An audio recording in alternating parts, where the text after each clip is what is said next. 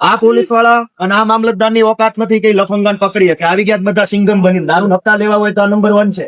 હા, નેતા છે ને, નેતા દબંગ હોવો જોઈએ. क्या बात करते हो? પણ એની દબંગાઈ આમ પ્રજા માટે નહીં, પ્રશાસન ઉપર દેખાડતો હોવો જોઈએ. એને દબંગ નેતા કહેવાય. અને અત્યારે શું થઈ ગયું છે ખબર છે? દબંગ નેતા તો બહુ વધી ગયા, પણ એ પબ્લિક માટે દબંગ. પ્રશાસન આગળ એનું કાંઈ હાલે નહીં. પ્રશાસનને આગળ દબંગાઈ બતાવે અને પોતાનું ધાર્યું કામ ટાઈમ ટુ ટાઈમ કરાવી શકે એવો નેતા હોય ને એને દબંગ નેતા કહેવાય. હમણાં થોડાક દિવસ તો આપણે જોઈશું એવો જ એક દબંગ નેતા હમણાં જીત્યો. સોશિયલ મીડિયા ઉપર કેવો છવાઈ ગયો. યુવાનો ખાસ કરીને એને બહુ પસંદ કરે છે. યુવાનોનો આદર્શ બનતો જાય. તમે તો સમજી જ ગયા છો હું કોની વાત કરું છું. એને કહેવાય દબંગ નેતા. આ પોલીસ વાળા અને આ મામલતદાર ની ઓકાત નથી કે લફંગાન પકડીએ કે આવી ગયા બધા સિંગમ બની દારૂ હપ્તા લેવા હોય તો આ નંબર 1 છે. હા, રેતીના હપ્તા લેવા હોય, બિગારના હપ્તા લેવા હોય, રિક્ષા વાળાને હેરાનગતિ કરીને તોડ કબાડા કરવા હોય તો આ બધા સિંગમો. એકેયની ઓકાત નથી કે આ વિસાવદરના લુખ્ખાન પકડીએ અને આવી ગયા બધા મોટી તોફુ બની. તમે બધા કેટલા વર્ષો સુધી લાચાર બનીને જીવશો ભાઈ? લાચારી કેટલા વર્ષ કરશો? તમારામાં ક્યાંક આત્મસન્માન જેવું છે જ નહીં? લડતા બોલતા કેમ નથી? અવડા મોટા મામલતદાર થઈને ફરે ઓકાત તો પાવલી નથી. અને હાલી નીકળ્યા મામલતદાર બનીને, હાલી નીકળ્યા પીએસઆઈ બને, સીન સપાટા કરવાના, રીલો બનાવવાની. બનાવો રીલ, જાઓ પકડીને બસ. અનાજ માફિયાને પકડીને બનાવો રીલ. તમારા મોકાત હોય તો આખા વિસાવદરમાં દારૂ વેચાય છે, તમે બધા સપોર્ટ આપો, જનતા રેટ ચાલુ કરવાના, આ લોકોને ધંધા બંધ કરાવવા આપવાના જ છે. તમે ગોપાલભાઈ ગુપ્ત મેસેજ આપી તારીખ ટાઈમ કોઈ નથી કહેવાની. જે જગ્યાએ દારૂ વેચાય જનતા રેટ કરવાની છે. 2 નંબરના હપ્તા ખાઈ ખાઈને થાક્યા ફરે છે બધા. આખા વિસાવદરને દારૂ પીવડાવે છે અને એફઆઈઆર લેવામાં ઘા વાગે છે.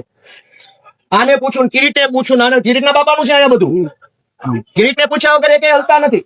તો તમારામાં આત્મસન્માન જેવું છે કે નહીં ભાઈ? તમારું અનાજ ચોરી થઈ જાય. અને ભાઈ તમે જે સાંભળતા હોય તમારા છોકરા એવા થાય ને આખી જિંદગીની દારૂની કમાણી વહી જાય. દવાખાનામાં થોડી ભગવાનથી શરમ રાખો, ભગવાનથી દીવાન રાખો, ઈશ્વરનો ડર રાખો. ધારાસભ્યથી ન બીવો તો કાંઈ નહીં. તમે તો બહુ મોટા જુનાગઢના નવાબો છો. તમે થોડા અમારાથી બીવો, ભગવાનથી બીવો. એક દવાખાનું આવશે ને તો જિંદગીનો દારૂના હપ્તા બધા વયા જાય. એમાં શરમ આવવી જોઈએ, શરમ. રિક્ષા વાળાને લૂંટો, વેપારીને લૂંટો, અને કેમ 2 નંબરનો હપ્તા ભાઈ? અનાજ માફિયા આવ્યા તો કાં ફાટી રહી ભાઈ? પકડો અનાજ માફિયાને. ઓકાત નથી તમારી. નાના માણસો પર દાદાગીરી કરવાની. હમણાં એસપીન ફેસપીન આવશે એટલે મને ફાંસે ચડાઈ દેવો, ફાંસે ચડાઈ દેવો ગોપાલ ઇટાલિયાને. શરમ આવવી જોઈએ તમને. ગરીબોને દબાવવાના સિંગમ બનીને ફરો છો. નાનો માણસ આવે તો બધા માથે ચડી બેસશે. હમણાં આ સાહેબ આવશે, ઓલો સાહેબ આવશે, આવશો બધા, પણ તમારી ઓકાત પાવલીની નથી. એક અનાજ માફિયા પકડવાની ઓકાત નથી. આવી ગયા બધા યુનિફોર્મ પહેરી. શરમ આવવી જોઈએ. 8 પાસની ગુલામી કરો છો. અને તમે બધા દોસ્તો થોડાક જાગો, અવાજ ઉઠાવો. ક્યાં સુધી આવું લાચાર જીવન જીવશો? 1.5 મહિનાનું ગરીબનું અનાજ ખવાઈ ગયું.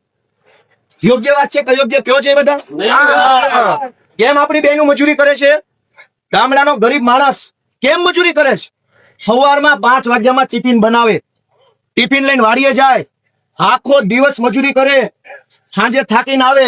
આપણી બેન ચૂલો કરે, ઘર આખા તો રોટલા કરે, ખાય, વાસણ ધોવે તો કેટલું મોઢું સુઈ જાય.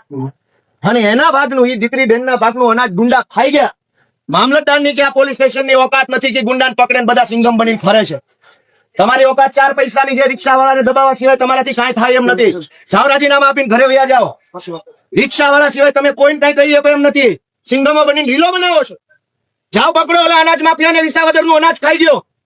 આખા તાલુકાની બહેનો દીકરીઓના મોઢાનો કોળિયો જૂટવી લીધો. અને તમાશો કરે મામલતદાર. પકડો એને એફઆઈઆર કરીને. અને ભાઈ બોલાવો બધા વિસાવદરના લાભાર્થીઓને બોલાવો. જેને જેને અનાજ નથી મળ્યો ફોન કરો. બધા અહીં આવીને પોલીસને ફરિયાદ આપે. ફોન કરો તમારા ગામમાં. જેને 2 મહિના અનાજ ન મળે બધાને બોલાવો. જેને જેને આરે અન્યાય થયો, જે પીડિત છે, જે ફરિયાદી, બધાને બોલાવો. જાઓ, બધા કરો ફોન. ભાઈ કાઢો ફોન બધાને. 2 મહિનાનો અનાજ ન મળે બોલાવો. કરો ફોન બધાને. બોલાવો. અનાજ માફિયાને પકડવાની હિંમત નથી. આવી ગયા સિંગમો બધા રીલ બનાવવા માટે.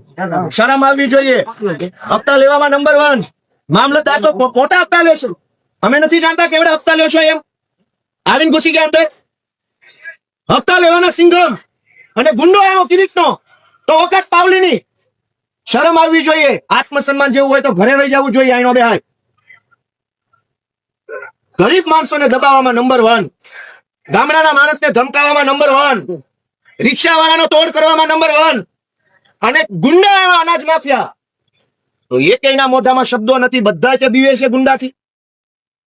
550 બધા માંડાવડ ઉભા રહી જાય. ઓલા હીરાવાળા છૂટે ને ફોન 200 રૂપિયા લેવા. ત્યાં 200 અનાજ હા. માફિયાને પકડવા માટેની લડાઈ છે ભાઈ. તમે બધા ક્યાં સુધી ટેકો આપો એમ છો? જમવાનું હોય મગાવવાનું થાય છે. આરોપીઓને પકડી ન લાવે ને ક્યાં બરોબર છે. આવતી કાલથી આપણી માતા બહેનો જેના હકનું અનાજ છીનવાઈ ગયું તે બધી માતા બહેનો લઈને આપણે કાલ આવવાનું. એને જેને બોલાય એને બોલાય આપણે ગુંડાઓને પકડવાનો ઓકાત નથી ને અમને દબાવવા નીકળ્યા છો. જાઓ તમારી હિંમત બતાવો ગુંડા ઉપર ગુટલે કરો ઉપર. અમારી સામે નો એવું કરતા તમે. આખા વિસાવદરનું અનાજ 4 જણા ખાઈ ગયા ગુંડાઓ લફંગાઓ. વિસાવદર પોલીસ સ્ટેશનની હિંમત નથી કે ગુંડાને પકડે. મામલતદારની હિંમત નથી. અને ગરીબ માણસ કૂપન કરાવવા મામલતદાર ઓફિસ આવતો તો તમે સિંઘમાં બની જાઓ. નહીં થાય, કાલ આવજે, ખાઈ કરી લેજે.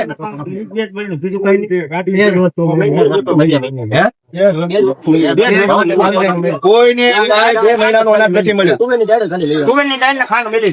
ભાઈ તો પાડી હોય. ગોપાલભાઈ ઇટાલિયાનો ફાયર સ્પીચ અનાજ માફિયાઓ સામે જોઈ શકો છો તમે વિડીયોમાં. આવી રીતે જ અવાજ ઉઠાવવા માટે ગોપાલ ઇટાલિયા ભાઈને સપોર્ટ કરો. આમ આદમી પાર્ટી લાવો ગુજરાતમાં.